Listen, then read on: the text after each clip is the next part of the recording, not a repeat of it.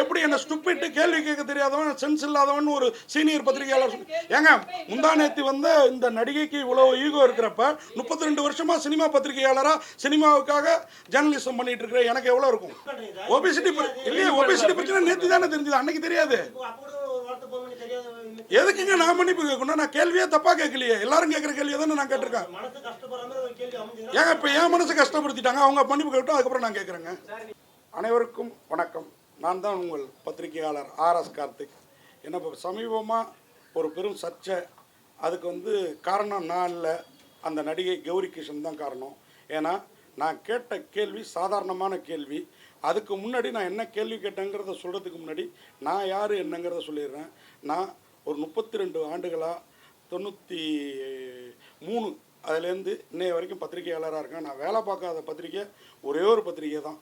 Daily, Dinamalar, Dinamani, தினம் தந்தி, இப்படி எல்லா பத்திரிக்கையிலையும் வேலை பார்த்துருக்கேன். வேறு சொல்லலாமான்னு கூட தெரியல. ஏன் சொல்கிறேன் அப்படின்னா, விகடனை தவிர்த்து எல்லா பத்திரிகையிலையும் வேலை பார்த்துருக்கேன். என்னுடைய ஃபுல் லைஃப்பும் சினிமா பத்திரிகையாளராக தான் போயிருக்குது. நான் வந்து வேறு எதுக்கும் பெருசாக ஆசைப்பட்டது கிடையாது. இன்னும் சொல்லப்போனால் சினிமா பத்திரிகையாளராக ஒரு விமர்சகராக இன்றைக்கி யூடியூபரில் மாதிரி இருக்கேன். இதுக்கு முன்னாடி பல பத்திரிகைகளில் விமர்சனம் ஆகியிருக்கேன். அப்போல்லாம் கூட ஒரு படம் பாதித்த இன்றைக்கி பல யூடியூபர்கள் பண்ணுற மாதிரி படத்தை வந்து மொத்தமாக யாரும் போகாதீங்க அப்படின்னு ரிவ்யூ பண்ணுறவங்க கிடையாது. நான் அதில் இருக்க நிறைகளை குறைவாக சொல்லி நிறைய சொல்லி ரிவ்யூ பேசுகிறவன் தான் நான்.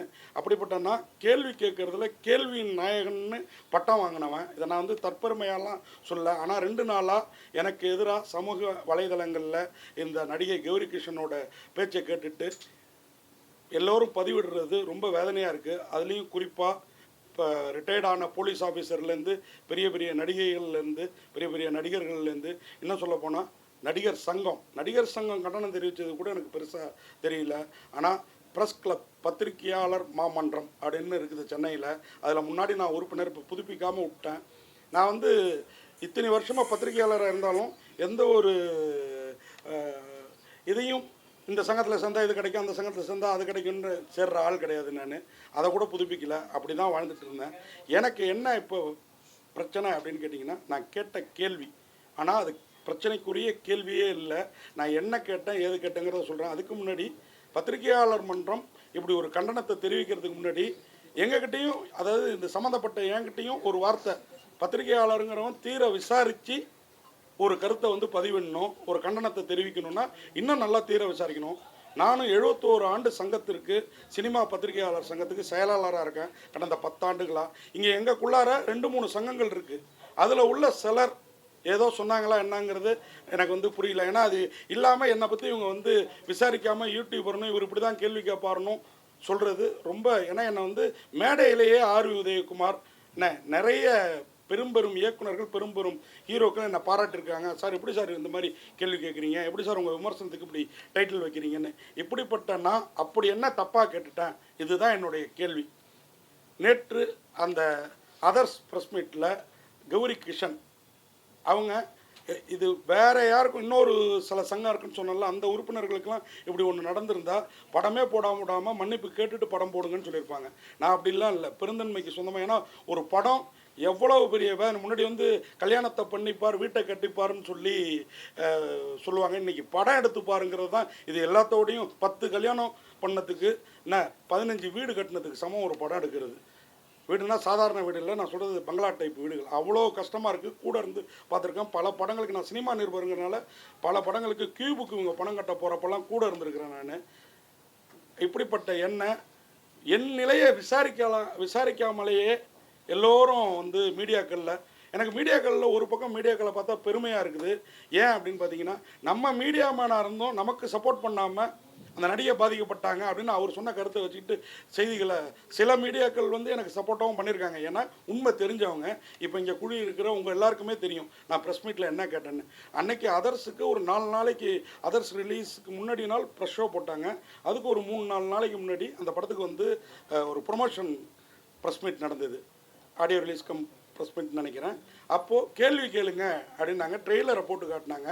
ட்ரெய்லரை பார்த்துட்டு நான் வந்து என்னுடைய அது வந்து சொன்ன டயத்தை விட்டு வழக்கமாக சினிமா நிகழ்ச்சிகள் கொஞ்சம் தள்ளி தான் நடக்கும்.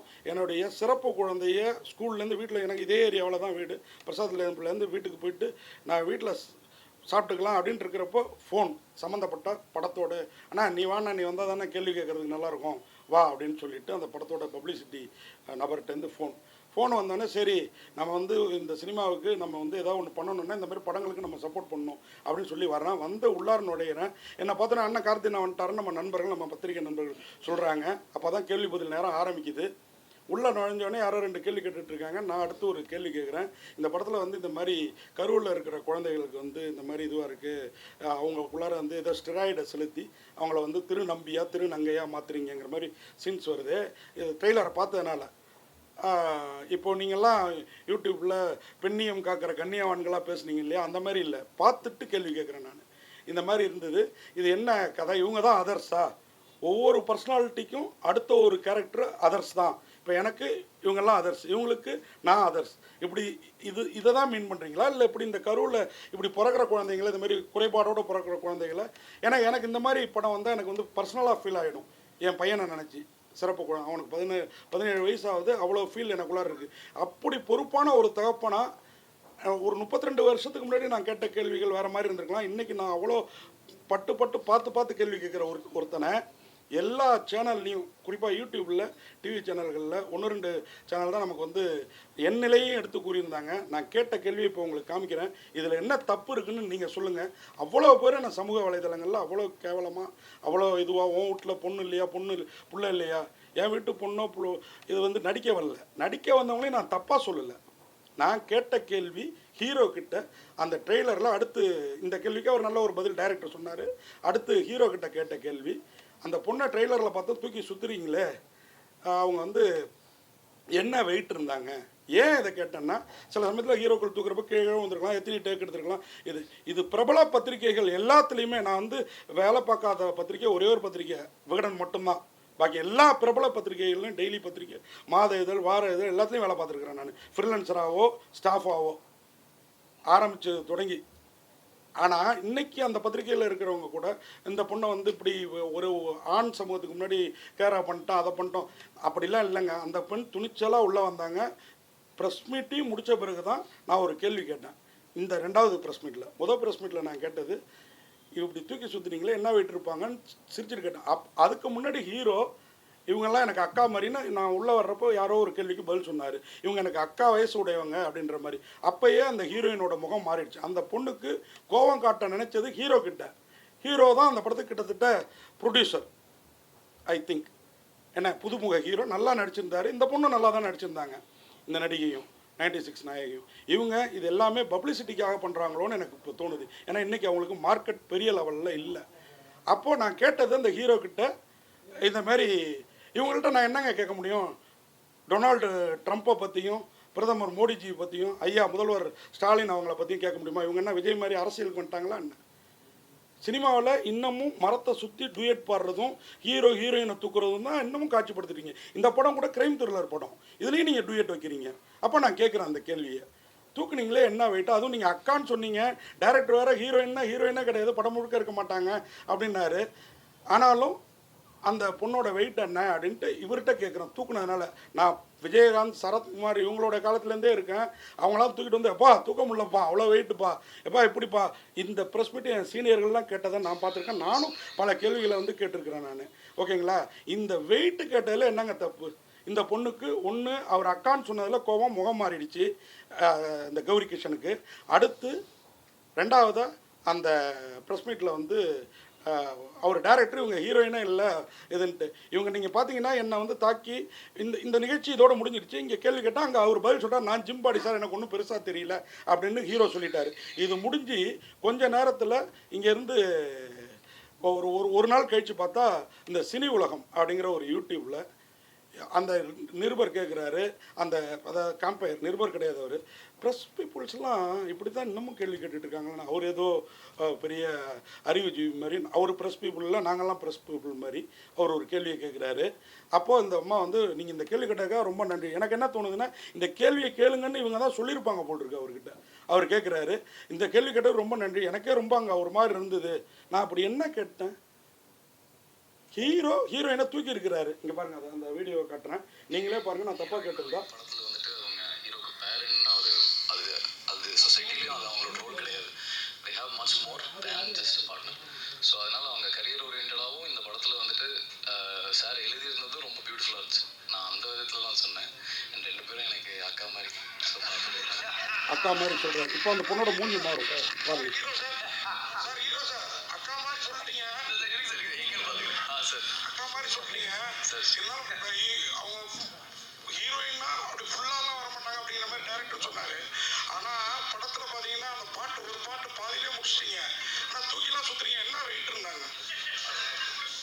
வெயிட் கம்மியாக தான் சார் இருந்தாங்க. நான் நிறைய வெயிட் லிஃப்ட் பண்ணுறேன் சார், அதனால் எனக்கு பிரச்சனை உங்களுக்கு தெரியல. எனக்கு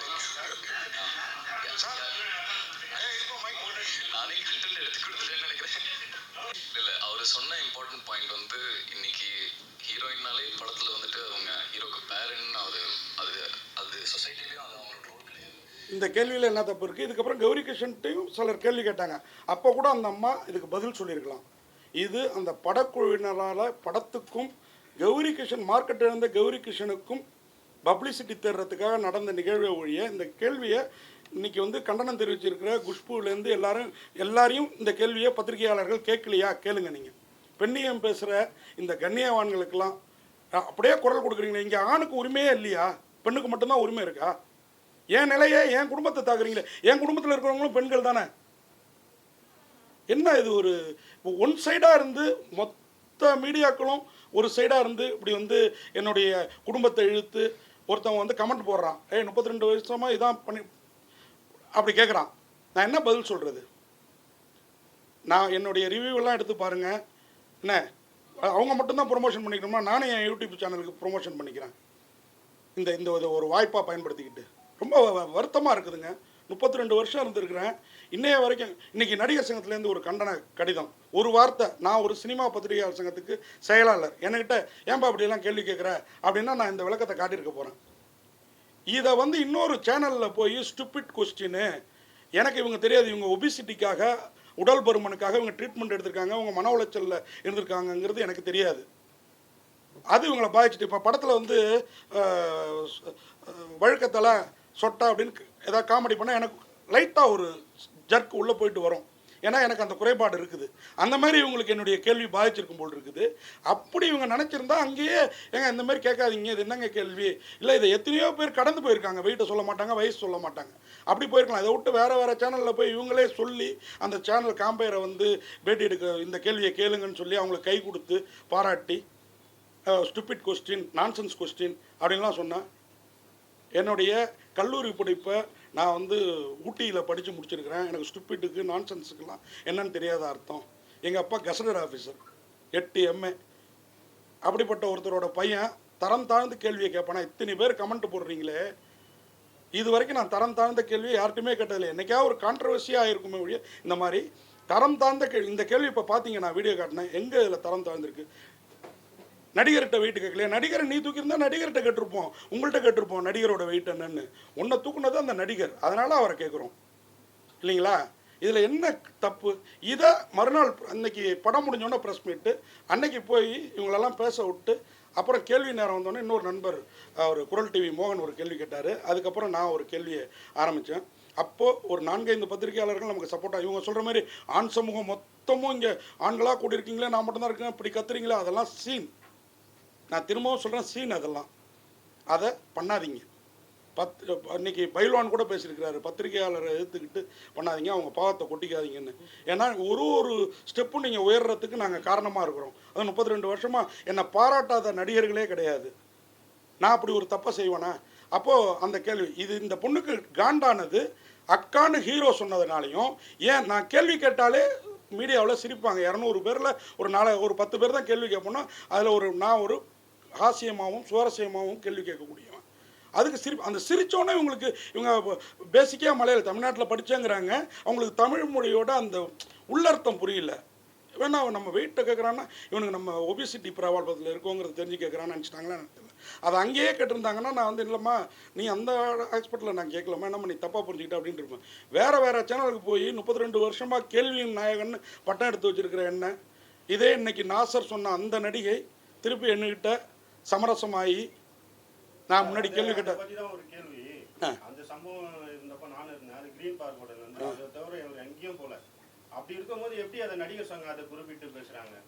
நம்ம கூடயே இருக்கிற இன்னும் 2 சங்கங்கள் இங்கே பத்திரிக்கை இங்கே நீங்கள் உங்களுக்கு தெரியும் வெளியாளுங்க பேசுறது விடுங்க. நம்ம சினிமா பத்திரிகையாளர்களே என்ன வந்து ஏன்னா நம்ம சங்கத்தை நம்ம 71 ஆண்டாக சிறப்பாக நடத்திட்டு இருக்கோம். 31 வருஷமாக அசைக்க முடியாத கேள்வியின் நாயகனா நான் இந்த ஃபீல்டில் இருக்கேன். என்னை தூக்கி வெளில போடணுங்கிறதுக்காக இந்த பேச்சு சொன்னவங்க நான் பத்திரிகையாளருங்கிறதையும் சொல்லியிருக்கணும். என்னை யூடியூபராக மட்டும் சொல்கிறாங்க. இன்னைக்கு எழுதுகோள் பிடிச்சி எழுதுறவனோட இந்த மாதிரி கேமரா வச்சுட்டு இருக்கிறவங்க தான் இன்னைக்கு பத்திரிகைக்காரங்களா அங்கீகரிக்கப்பட்டிருக்காங்க. இதுதான் உண்மை. இப்போ சினிமால மட்டும் இது மாதிரி பிரச்சனை நடந்துட்டே இருக்கு. சினிமால வந்து பெண்களை வந்து அபியூஸ் பண்றாங்க, அதெல்லாம் வெளியே வரல. சாதாரண ஒரு வார்த்தைக்கு உங்களை பிடிச்சிருக்காங்க, அது வந்து தனிப்பட்ட முறையில் உங்களை தாக்குற மாதிரி இருக்கா? அதாங்க இது யாருடைய சதியில் இது என் நேரமா என்னன்னு எனக்கு தெரியல. இதை மூட நான் பாப்புலராக ஆகலாம் இல்லை வேற எது கூட ஆகலாம். ஆனால் என் குடும்பத்தெல்லாம் இழுத்து பேசுகிறப்போ எனக்கு ரொம்ப வருத்தமாக இருக்குது. இப்போ இந்த நடிகை நான் பேசுகிறேன்னா 60 பேர் நம்ம இருந்தாலும் அவங்க கூட 2 பேர் இருந்தாங்க, அங்கே சப்போர்ட் பண்ணல. இன்றைக்கி வந்து கமலா தேட்டரில் இப்போ ஃபஸ்ட்டு ஒரு ஷோவை போட்டு அங்கே வந்து நாங்கள் அன்றைக்கி வாயை மட்டும்தான் தப்பு தானே. அந்த ஹீரோ என்கிட்ட சொல்லிட்டு போனதே வேறு. அதை நான் இங்கே சபையில் சொல்ல முடியாது. சார் எனக்கு நீங்கள் பேச ஆரம்பிச்சோன்னா கையெல்லாம் உதற ஆரம்பிச்சிச்சு சார். ஹீரோ வந்து படத்தில் ஹீரோ, நிஜத்தில் இப்படி கேட்குறாங்களே நம்ம படத்தில் அப்படின்றது அவர் உதறி இருக்குது. ஆனால் இப்போ பேசல நான் அங்கே வாய் கொடுத்துருக்கணும். இவர் அங்கே கொடுத்தாரு, அந்த டிவி சேனலுக்கு போனப்போ இவர் வாய் கொடுத்தாரு. நான் கண்டித்தேன், நீங்கள் வளர வேண்டிய ஹீரோ இந்த மாதிரி பேசாதீங்க, நான் தப்பான கொஸ்டின் கேட்கல, உங்கள் மனசாட்சிக்கு தெரியும் அப்படின்ட்டு. ஹீரோயின்ட்ட நான் கேள்வியே கேட்கல ஜி. ஹீரோயின்ட்ட நான் அந்த வீடியோ ஃபுல் வீடியோவும் கூட இருக்குது, நான் உங்களுக்கு எல்லாருக்குமே அனுப்புகிறேன். நீங்களும் இதில் அதை பின் பண்ணி போடுங்க. அதுதாங்க அவங்களோட ஒபிசிட்டி ட்ரீட்மெண்ட் எனக்கு தெரியாதுங்க, புரியுது. அவங்களாம் இன்றைக்கி புது நடிகைகள் இல்லையா, நமக்கு முன்னாள் நடிகைகள்லாம் சில கதை தெரியும். என்னுடைய வருத்தம்லாம் என்னையை பிடிச்சி இந்த காய்ச்சிறீங்களே எடை என்னன்னு ஹீரோ தூக்குன ஹீரோக்கிட்ட கேட்டதுக்கு இங்கே எத்தனை யூடியூபர்கள் சினிமாக்குள்ளாருன்ட்டு சினிமாக்காரங்களை எவ்வளோ மோசமாக நான் ஒரு ரிவ்யூவில் கூட ஜென்யூனான ரிவ்யூ பண்ணிகிட்டு இருக்கிறேன். நான் என்னை வந்து மேடையிலே பல பேர் பாராட்டுறேன். இந்த இந்த பொண்ணு தேடுது மெயினாக, படக்குழுவினரும் இன்னைக்கு நடந்த சம்பவத்தில் தேடுறாங்களோன்னு தோணுது. ஏன்னா இன்னைக்கு படங்கள் வெளியில் வந்தால் ஓடுறது ரொம்ப கஷ்டமாக இருக்குது. நல்ல படம் நமக்கே ஆத்தாத்து போகுது. ஏன்னா இன்னைக்கு வந்து வீட்லேயே நம்ம உட்காந்து படம் பார்க்குற மாதிரி ஓட்டிட்டு இந்த மாதிரி இதெல்லாம் வந்துட்டு நம்ம ஒரு 10 நாள் கழிச்சு ஓட்டிட்டில் வரப்போது நம்ம அங்கே பார்த்துக்கலாங்கிற மனநிலையில் மக்கள் இருக்காங்களே தெரியல. இவங்க தேட்டரில் ஓட வைக்கிறதுக்காக என்ன யூஸ் பண்ணிட்டாங்களோ, அதுக்கு ரிட்டையர்டு போலீஸ் ஆஃபீஸர், என்ன கான்ட்ரவர்சி பாடகி, என்ன முன்னாள் கதாநாயகி, இவங்கெல்லாம் பலியாயிட்டாங்க, என்ன பலி கொடுத்துட்டாங்க. இல்லை அவங்களுக்கு வந்து இவங்களுக்கெல்லாம் ஒரு நாசருக்கோ ஒரு குஷ்புவுக்கோ ஒரு ரிட்டையர்டு ஆஃபீஸர் விஜயகுமாருக்கோ நான் உங்களை எதாவது தப்பாக பேசியிருக்கேன்னா ஒரு விஷயம் நடந்ததுன்னா முழுசாக தெரிஞ்சுக்கிட்டு பேசுங்க. எனக்கு இவங்க மேலெல்லாம் கூட வருத்தம் இல்லைங்க. இவங்கெல்லாம் டக்குன்னு குரல் கொடுக்குறவங்க குரல் கொடுக்கட்டும், பெண் உரிமைக்காக குரல் கொடுங்க. ஏன்னா நான்லாம் பெண்ணை மதிக்காத போகிறாங்க. நான் தாய் வயிற்றில் பிறக்கல, கல்யாணம் பண்ணிட்டு பொண்டாட்டியோடு இல்லை, நான் பொண்ணை பெற்றுக்கல இல்லைங்களா. ஆனால் இவங்க எல்லாம் நான் பெண்ணை எந்த அளவுக்கு மதிக்கிறேன்னா என் குடும்பத்திலே எனக்கு மட்டும்தான் ஒரு பெண் குழந்தை, என் அண்ணன் தம்பி தங்கச்சி எல்லாருக்கும் ஒரே ஒரு ஆம்பளை பிள்ளை தான். அந்த அளவுக்கு பெண்ணை மதிக்கிறனால தான் கடவுள் எனக்கு பெண் குழந்தையை கொடுத்துருக்கிறாரு. அப்படி இருக்கிற நான் எப்படி ஒரு நடிக்க வந்த பொண்ணை வந்து இப்படி தப்பாக கேட்பேன்? நான் நம்ம சுவாரஸ்யத்துக்காகவும் படத்துக்கு ஒரு பப்ளிசிட்டிக்காகவும் நம்ம கேட்குறோம். இதை வந்து பெருசாக கான்ட்ரவர்சி ஆகினது இந்த கதாநாயகி, அதுக்கு துணை போனது இந்த படக்குழுவினர்.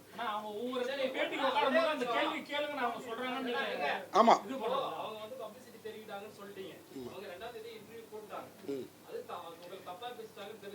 ஆமாம் ஆமாம் ஆமாம். எப்படி அவங்களுக்கு தெரிவிக்க முடியும்? அடுத்த ப்ரெஸ் மீட் வர்றப்ப தான் கேட்க முடியும்.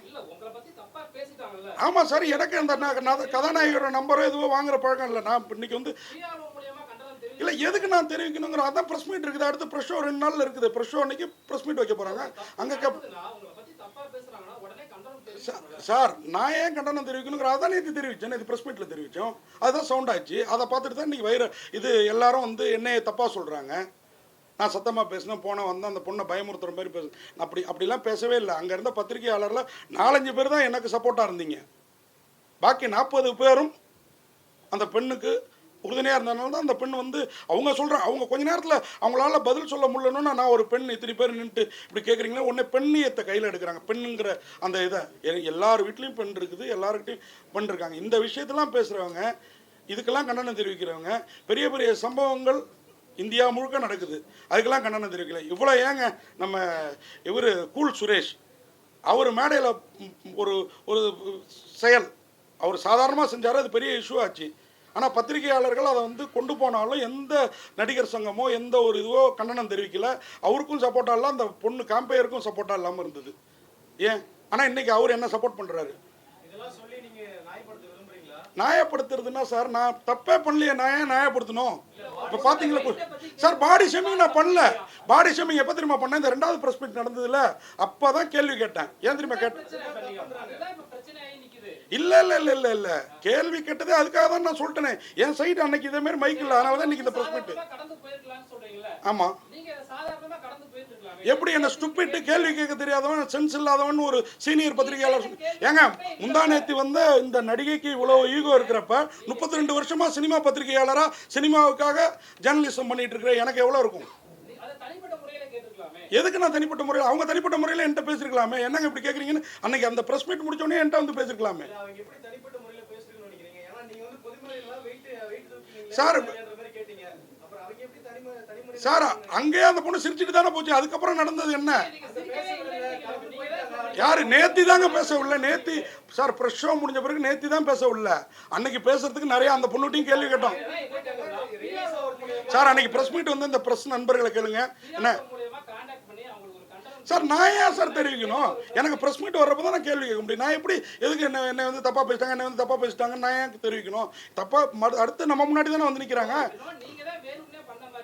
எதுக்கு இது நான் வேணும்னு எப்படி பண்ணதா நீங்கள் சொல்லுவீங்க? நீங்கள் எப்படி நான் வேணும்னு பண்ணதா சொல்லுவீங்க? ஏன் என்னுடைய பேனரை கிழிச்சிருக்கிறாங்க, பட் அவங்கள நான் தப்பாக பேசினதா அவங்க சொல்லிட்டு இருக்காங்க. இது எப்படி வேணும்னு பண்ணதா ஆகும்? வேணும் சார். எல்லாம் நீங்க இருக்கிற டெய்லி பேப்பர் எடுத்து பாருங்க சார். முதல் கொஸ்டின் நட்சத்திர பேட்டின்னு ஒரு பிரபல டெய்லியில் வருது. அதில் முதல் எடுத்தோடனே எடை உங்கள் உயரம் என்ன, அதுக்கப்புறம் தான் மற்ற கேள்விகள் எடுத்து வேணா இப்போ சாம்பிள் காட்டவா? நானும் 32 வருஷமா பத்திரிகை 30 வருஷம் பத்திரிகை இருந்து 25 வருஷம் பத்திரிகை வந்து இப்போ 7 வருஷமா தான் யூடியூப் சார் அவர் தூக்கி சுத்துறாரு சார். அப்போதானே படத்துக்கு நம்ம ஏன் கேள்வி கேட்கணும் தேவை இருக்கு? இங்கே ஏன் ப்ரெஸ் மீட் நடத்தணும் தேவை இருக்கு? படம் பாட்டே ரிலீஸ் ஆகட்டுமே, எந்த மீடியாவிலையும் வராமல் இருக்கட்டுமே, என்ன தேவை இருக்கு? இண்டஸ்ட்ரி இல்லையா? பாடி ஷேமிங்கே பண்ணலையேங்க. ஏங்க சார் நீங்கள் இப்போ வந்தீங்களா? அந்த பொண்ணை ஹீரோ அக்கான்னு நான் ஒரு வீடியோ காமிச்சா உங்களுக்கு காமிக்கிறேன். அந்த பொண்ணை ஹீரோ அக்கான்னாரு, அந்த பொண்ணுக்கு அங்கேயே முகம் மாறிடுச்சு. ஓகேங்களா? அதுக்கப்புறம் இந்த கேள்வி நான் என்ன கேட்டேன், உங்களை ஹீரோ அக்காங்கிறாரு டைரக்டர், நீங்கள் ஹீரோயினே இல்லை கொஞ்ச நேரம் தான் வருவீங்க, ஹீரோயின்னா படம் முழுக்க வரமாட்டாங்க அப்படின்னு சொல்கிறாரு. அதுக்கப்புறம் அதை ரெண்டுத்தையும் சொல்லி இப்படிலாம் சொன்னாலும் நீங்கள் அந்த டூயட்டில் வந்து தூக்கி சுற்றுறீங்க. எவ்வளோ வெயிட் இருந்தாங்க இதை கேட்குறது? ஆமாம், இது உடல் சார்ந்தா இல்லையா? நேற்று கேட்டோம் பாருங்க சார், நேற்று இல்லையா அவர் சார் அங்கேயே அவர் தான் நான் வந்து ஜிம்பாடி எனக்கு ஒன்றும் பெரிய இது இல்லை அப்படின்றாரு. பெரிய வெயிட் பெரிய பிரச்சனை இல்லைங்கிறாரு சார். இது இன்னைக்கு இல்லை, நீங்கள் இன்னைக்கு ஃபீல்டுக்கு வந்தீங்க. சரத்குமார் விஜயகாந்த் காலத்துலேருந்தே இந்த கேள்விகள் இருக்கு. புரியுதா உங்களுக்கு? ரஜினிகாந்த் காலத்துலேருந்தே இருக்கு. ஏன் அன்னைக்கு கேட்கல? இன்னைக்கு இதை வந்து பிரபகண்டா படுத்துறாங்க, நம்ம கேட்குறோம் சார். ஹீரோயினை தூக்குனா ஹீரோட்ட கேட்குறோம் சார். ஹீரோவை தூக்குச்சுன்னா ஹீரோயின்ட்ட கேட்போம் சார். ஆமாங்க, என்ன தப்பாக கேட்டேன்? ஏங்க இவங்களுக்கு வந்து ஒபிசிட்டி ப்ராப்ளம் இருக்குங்கிறது எனக்கு அப்புறம் தான் தெரிய வருது. அவங்க இப்போ நான் தான் சொன்னேன், எனக்கு சொட்டா வழுக்கன்னு படத்தில் கமெண்ட் வந்தால் கொஞ்சம் முணுக்குன்னு ஒரு கோவம் வரும். அடுத்த நிமிஷம் அது மறைஞ்சு போயிடும் நம்மளுடைய மெச்சூரிட்டி. இந்த பொண்ணு சின்ன பொண்ணு. ஆமாம், எதுக்கு நான் மன்னிப்பு வேணும்? நான் தவறே பண்ணாம நான் எதுக்கு மன்னிப்பு இல்லையே சார்? நான் இவங்க ஒபிசிட்டி இல்லையே, ஒபிசிட்டி பிரச்சனை நேற்று தானே தெரிஞ்சது, அன்னைக்கு தெரியாது. எதுக்குங்க நான் மன்னிப்பு கேட்கணும்? நான் கேள்வியே தப்பா கேட்கலையே, எல்லாரும் கேட்குற கேள்வியை தானே நான் கேட்டிருக்கேன். ஏங்க இப்போ என் மனசு கஷ்டப்படுத்திட்டாங்க, அவங்க மன்னிப்பு கேட்டோம், அதுக்கப்புறம் நான் கேட்குறேங்க. ஏன் கேள்வி கேட்கறதானுங்க பத்திரிகையாரன் வேலை? நீங்கள் என்னத்துக்கு வரீங்க? நீங்கள் இப்போ வந்து இப்போ கேள்வி கேட்குறீங்க, உடனே நீங்கள் என்கிட்ட மன்னிப்பு கேட்குறீங்க. எதுக்கு இப்படி கேள்வி கேட்குறீங்க நான் சொல்ல முடியுமா? இது தப்பு சார். நான் மாத்தல, சமூக ஊடகங்கள் மாத்துது. இங்க இருக்கிற ஊடகங்கள் இல்லைங்க, இங்க சார் இங்க இருந்து அது ஃபாலோ அப் ஆகி போகுது சார். இங்க வர்றது இங்க NDTV டெய்லி வராங்களா? இல்லையே. இந்த பிரச்சனை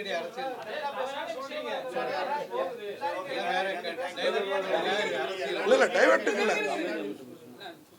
சார் படம் ப்ரமோஷனுக்காக இந்த பிஆர்ஓ தான் கேள்வி கேட்கணும்னு சொன்னீங்களா நீங்க? ஆமாம், இந்த கேள்வி அவங்க தான் கேட்க சொன்னாங்களா? இந்த கேள்வி அவங்க கேட்க சொல்ல சார். கேள்வி ஏதாவது கேள்வி, ஏன்னா நான் நல்ல கேள்விகள் தான் இது வரைக்கும் கேட்டிருக்கேன். 32 வருஷமா என் கேள்வியை தான் எடுத்து எல்லா மீடியாவிலையும் போட்டுக்கிட்டு இருக்கீங்க. இன்னைக்கு இந்த கேள்வி சர்ச்சையாயிடுச்சுன்னா அதுக்கு நான் காரணம் இல்லை, அந்த பெண் காரணம். அவங்களுக்கு இந்த பிரச்சனை இருக்கிறது எனக்கு தெரியாது. சரி சார், இந்த இஷ்யூவை வச்சு பெரிய கிரியேட் பண்றாங்க, இது போயிட்டே இருக்கு. இதை இன்னையோட க்ளோஸ் பண்ண நினைக்கிறேன். நான் ரெடிங்க. அவங்க போய் இன்னைக்கு கமலா தேட்டரில் பேசியிருக்காங்க, ஒரு சேனலாக பேசுகிறாங்களே எப்படி? இந்த விஷயத்தை ஏங்க ஒரு பத்திரிகையாலாம் இத்தனை மீடியா கூப்பிட்டு ப்ரெஸ் மீட் கொடுக்க வேண்டிய அவசியம் என்ன? என்னை வந்து டோட்டலாக ஸ்டூபிட் கொஸ்டின் கேட்டதுக்கு நான் மன்னிப்பு. நேற்று தான் நான் அவங்கள பாடி ஷேமிங்க்கு பேசினேன். என்ன தெரியுமா? அதுவும் அவங்க உணர்ந்துட்டு, மேடம் எடை கேட்டது பாடி ஷேமிங் இல்லை. இன்றைக்கி கேட்டேன் பாருங்கள், 2 பேரும் ஏன் ஜோடியாக போட்டிங்க? இவர் அவ்வளோ ஹைட்டாக இருக்காரு, இவங்க இவ்வளோ குள்ளமாக இருக்காங்க, ஏன் ஜோடியாக போட்டிங்கன்னு டைரக்டர் கேட்டேன். அப்படி பார்த்தாங்க. அப்போ தான் இந்த கேள்வி நான் ஏன் கேட்குறேன் தெரியுமா? இது தாங்க பாடி ஷேமிங்கு. அன்னைக்கு நான் கேட்டதில் எந்த பாடி ஷேமிங்கும் இல்லை. முதல்ல தமிழை தரவா படி, நான் தமிழ் எனக்கு நல்லா தெரியும் அப்படின்றாங்க.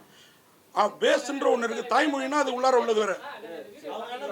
எந்த எந்த வீடியோ? ஆமாம் பார்த்தேன். என்ன சொல்லுங்க யாரு சார்? நான் நிறுத்தின பிறகு அவங்க பேசல, போதும்ட்டாங்க சார். உங்களை ஒருத்தங்க அப்படி வந்து இப்போ ஸ்டூபிட்டா கொஸ்டின் கேட்குறான், சென்ஸ் இல்லாமல் கேள்வி கேட்குறான்னு 35 வருஷம் இருந்த பிறகு ஒருத்தங்க சொன்னாங்கன்னா உங்களுக்கு அந்த மாதிரி ஒரு கோவம் வரும். எனக்கு அந்த மாதிரி ஒரு கோவம் வந்தது. அப்படி அது உங்க மனநிலைங்க. எனக்கு இன்னைக்கு தான் தெரிவிக்கணும்னு தோணுச்சு, தெரிவிச்சேங்க.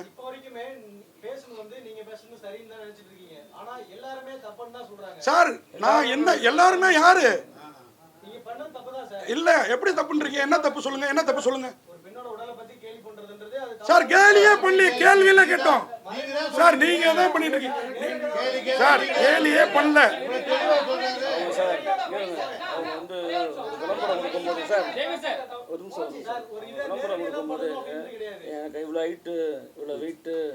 அவங்க ஒரு பயோடேட்டா அனுப்புறப்ப இவ்வளவு வெயிட் இவ்வளவு ஹைட் அனுப்புறது இல்லையா நடிகைகள்? வாய்ப்பு கேட்கிறப்ப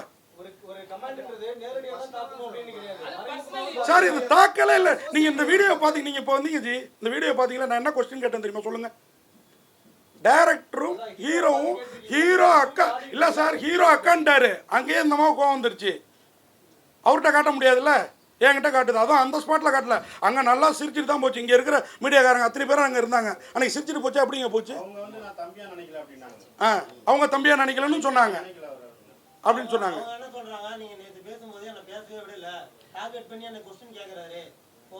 ஆமா இவங்க தான் பேச சார், இவங்க தான் பேச வேண்டியதெல்லாம் யூடியூபா போய் பேசிட்டாங்களே. புரியுதுல்ல உங்களுக்கு? இவங்க தான் பேசிட்டாங்களே, நான் தானே பேசணும். அப்ப நேற்று எனக்கு மைக் சார் அவங்கள டார்கெட், நான் அவங்கள்ட்ட கேள்வியே கேட்கல சார். திருப்பி நான் அவங்கள்ட்ட கேள்வியே கேட்கல. கேட்டது நான் ஹீரோ தூக்குனேன்.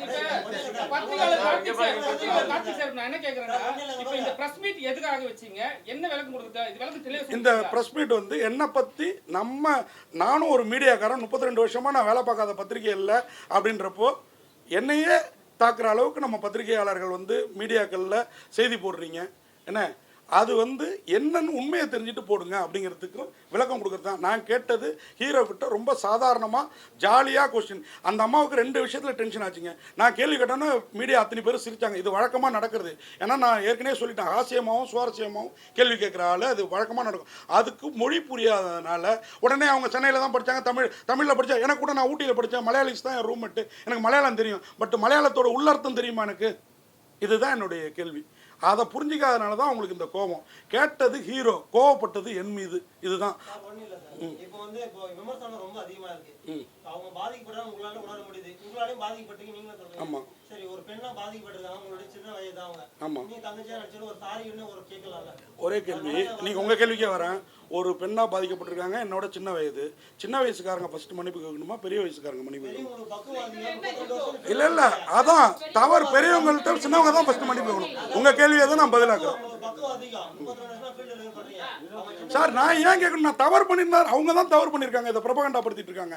நான் தவறே பண்ணல, நான் சாதாரணமான கொஸ்டின் சார். இங்க இருக்கிற பத்திரிகையாளர்கள்ட்ட இந்த கேள்வியில என்ன தப்புன்னு கேளுங்க சார் எனக்கு ஈகோவே இல்லையே.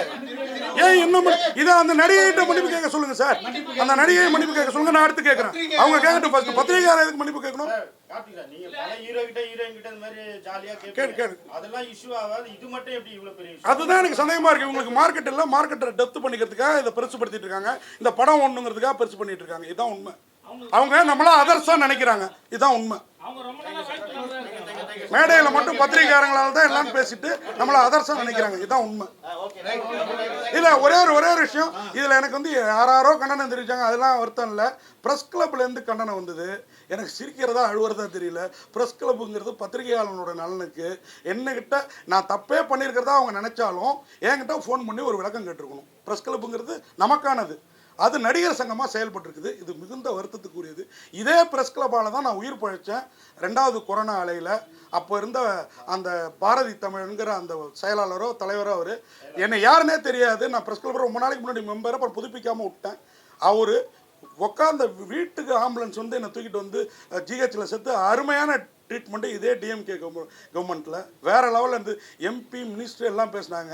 அப்படி ஒரு ட்ரீட்மெண்ட் கொடுத்தாங்க. அப்படிப்பட்ட சமூகத்துக்கு நான் தப்பானவனா தெரிஞ்சுட்டேனேங்கிறதுக்காக தான் இந்த விளக்கம் நீங்கள் கேட்டீங்களே.